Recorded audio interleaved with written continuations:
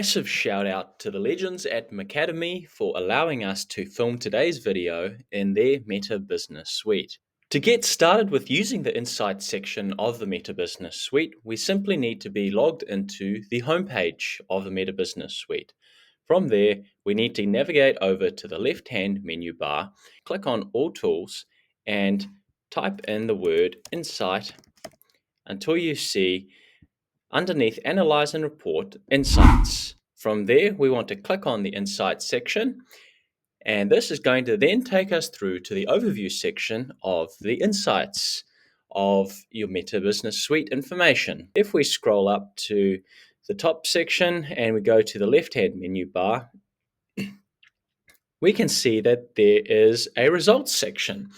Now, as a social media manager, as a business owner, or as a marketer, this is some of the most important and valuable information that you can have at your disposal. So we have got a timeline here over the last 28 days of the total views, the total reach, the total interactions, link clicks, visits, and follows for our social media page. If you want to have data that is spread out over a particular period of time, let's say you want to do it for the entire calendar year so far, you just go up to the top calendar bar and we click on the option that we want. So I've just selected this year and I've clicked on the blue update button. If I navigate over to the left-hand menu bar here and click on audience, we can see here that there are three different sections: the demographics of our page followers, the trends, and also our potential audience as well.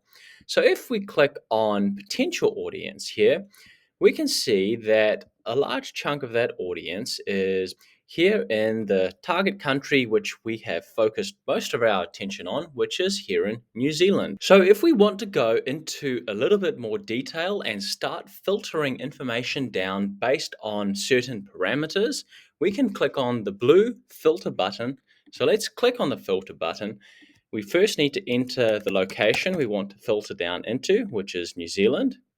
From there, we select our target age demographic. I've also selected the target interest of business.